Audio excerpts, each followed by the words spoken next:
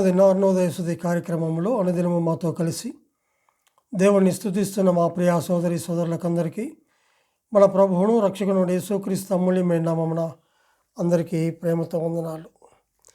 ఈ ఉదయకాల మన ధ్యానాంశము యెహోవా రాజ్యము ద్వారా సంతోషం. పరిశుద్ధ గ్రంథమైన బైబిల్లో నుంచి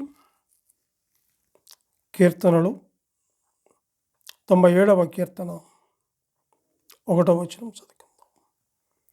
యెహోవా రాజ్యం చేయుచున్నాడు, భూలోకము ఆనందించునుగాక, ద్వీపములనియు సంతోషించునుగాక. అలాగే 93వ కీర్తన 1వ వచనంలో కూడా గమనించినట్లయితే యెహోవా రాజ్యం చేయుచున్నాడు, ప్రభావమును ఆయన వస్త్రముగా ధరించి ఉన్నాడు. యెహోవా బలము ధరించి బలముతో నడుము కట్టుకొని ఉన్నాడు. కదలకుండునట్లు భూలోకము స్థిరపరచబడి ఉన్నది. ఉదయకాల వేళలో ఇలాగూ ప్రభువు పరిశుద్ధమైనటువంటి దేవాతి దేవుడు మనకు అనుగ్రహించినటువంటి కృపను బట్టి మీకు ఎంతగానో ఆయన స్తుతించవలసిన వారముగా మనం ఉంటున్నాం. ఇక్కడ చదువుకున్నటువంటి లేఖన భాగంలో యెహోవా రాజ్యము చేయుచున్నాడు, భూలోకము ఆనందించునుగాక అని చెప్పేసి చూస్తుంటున్నాం.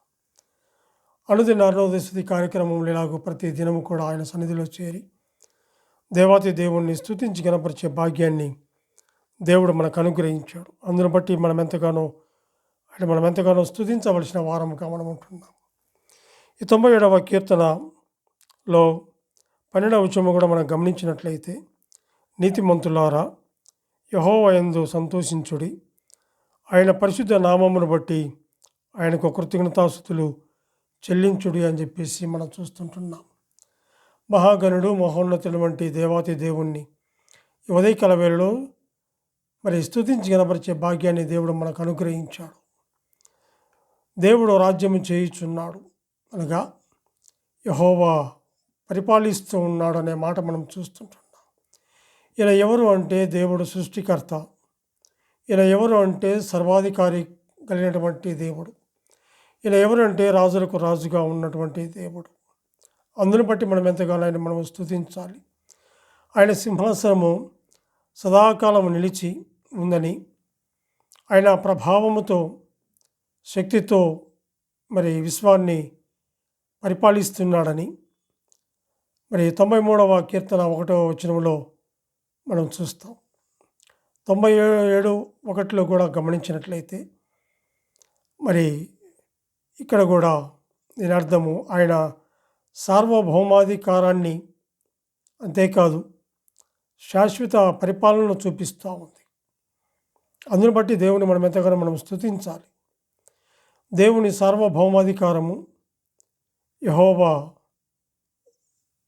సర్వాధిపతి, ఆయనకు అన్నిటిపై అధికారం ఉంది, సృష్టి అంతటిని పరిపాలిస్తున్నటువంటి గొప్ప దేవుడుగా మనం చూస్తుంటున్నాం. అందును బట్టి మనం ఎంతగానో స్తుతించాలి.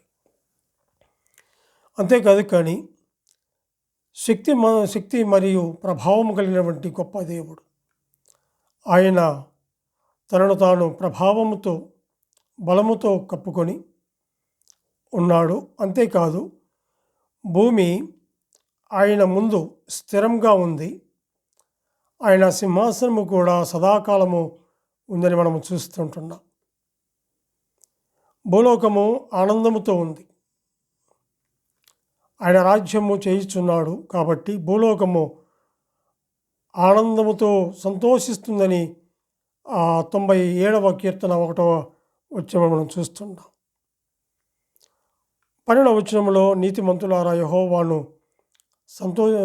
యెహోవా యందు సంతోషించుడు అనే మాట మనం చూస్తుంటున్నాం. దేవుణ్ణి స్తుతించుట కొరకు పిలుపు ఇవ్వబడినటువంటి కీర్తనగా మనం చూస్తుంటున్నాం. దీన్ని నీతిమంతులైన వారు దేవుని స్తుతిస్తారు. నీతిమంతులు ఎవరు? ప్రభువైన యేసుక్రీస్తు ప్రభు ఆయన పొందినటువంటి శ్రమల ద్వారా మనకు విడుదల విమోచన అనుగ్రహించబడిందని, ఆయన యందు విశ్వాసం ఉంచడం ద్వారా, ఆయన మరి ముంచడం ద్వారా, బాప్తిసం తీసుకోవడం ద్వారా మనం నీతిమంతులంగా తీర్చబడ్డాం. ఒకప్పుడు అనీతిమంతులము, ఒకప్పుడు అయోగ్యులము, అపాత్రులము, ఆయన సన్నిధిలో కూడా కూర్చోడానికి యోగ్యత లేనటువంటి మనల్ని మరి ఆయన పిలిచినటువంటి ఆ పిలుపు ఎంత గొప్పదో మనం చూస్తుంటున్నాం. నీతిమంతులారా, యెహోవా యందు సంతోషించుడి, ఆయన పరిశుద్ధ నామమును బట్టి ఆయనకు కృతజ్ఞతాస్తుతులు చెల్లించుడి అని చెప్పి చూస్తుంటున్నాం.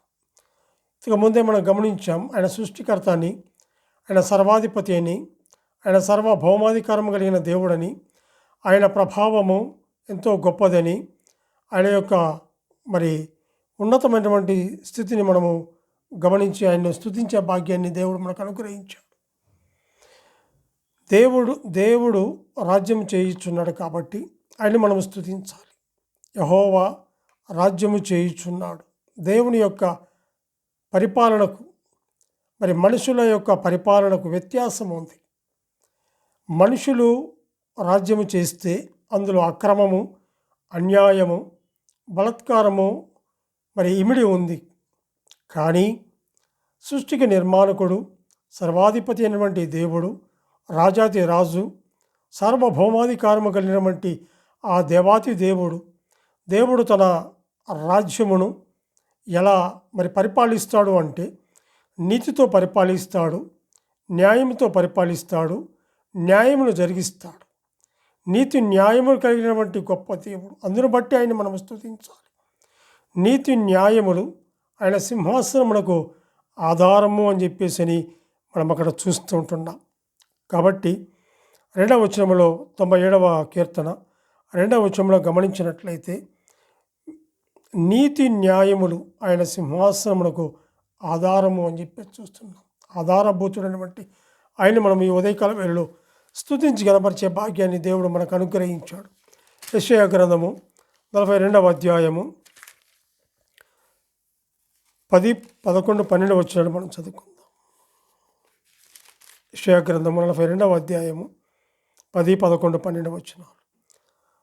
సముద్ర ప్రవాహము చేయువారలారా, సముద్రములోని సమస్తమా, ద్వీపములారా, ద్వీప నివాసులారా, యెహోవాకు క్రొత్త గీతము పాడుడి, బూదిగంతముల నుండి ఆయన్ను స్తుతించుడి. అరణ్యమును దాని పురములను, కేదారు నివాస గ్రామములను బిగ్గరగా పాడవలను. సెల్ల నివాసులు సంతోషించుదురుగాక, పర్వతముల శిఖరముల నుండి వారు కేకలు వేయుదురుగాక. ప్రభావము గల వాడని మనుషులు యెహోవాను కొనియాడుదురుగాక. ద్వీపములలో ఆయన స్తోత్రము ప్రచురము చేయుదురుగాక అని చెప్పేసి మనం చూస్తుంటున్నాం. ఇక్కడ కూడా గమనించినట్లయితే మరి బిగ్గరగా మరి కేకలు వేస్తున్నట్లుగా, పాడుతున్నట్లుగా మనం చూస్తుంటున్నాం. పర్వతముల శిఖరముల నుండి ఆయన కేకలు వేయుదురు అని చెప్పి చూస్తుంటున్నాం.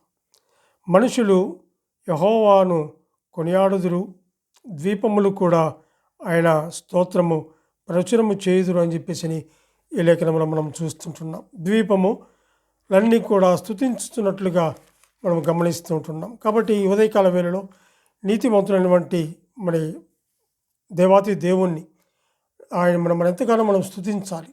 ఆయన నీతికి రాజు, న్యాయాధిపతి అయినటువంటి రాజు, సార్వభౌమాధికారమైనటువంటి రాజు, మరి అంతేకాదు సృష్టికి నిర్మాణకుడు, సర్వాధికారి అయినటువంటి దేవుడు, శాశ్వతంగా పరిపాలిస్తున్నటువంటి ఆ పరిపాలన ఎంతో గొప్పదిగా ఉంది.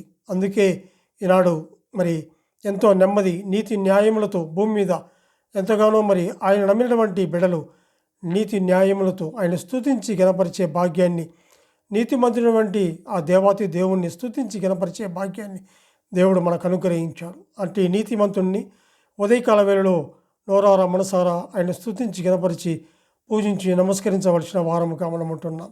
దేవుడు కొద్ది లేఖనాలని దీవించి ఆశీర్వదించునుగాక. ప్రార్థన చేసుకుందాం. మహాపరిశుద్ధుడా, ప్రేమ కలిగిన మా ప్రియ పరలోకపు తండ్రి, మీ ఘనమైన శ్రేష్టమైన ఉన్నతమైన నామమునకు స్తుతులు స్తోత్రములు చెల్లించుకుంటున్నాము. దేవా, ఈ ఉదయకాల వేళలో మరి ఎంతో గొప్ప దేవుడైనటువంటి మిమ్మలను, సృష్టికర్త అయినటువంటి మిమ్మలను, సర్వాధిపతి అయినటువంటి మిమ్మలను, నీతికి రాజు అయినటువంటి మిమ్మలను స్తుతించి కనపరిచే భాగ్యాన్ని మీరు మాకు అనుగ్రహించినందుకే స్తోత్రములు చెల్లించుకుంటూ, మా రక్షకుడు మా ప్రాణ విమోచకుడు యేసుక్రీస్తు అమూల్యమైన నామమున స్తుతులు స్తోత్రములు చెల్లించి ప్రార్థన చేయుచున్నాము తండ్రి. ఆమెన్.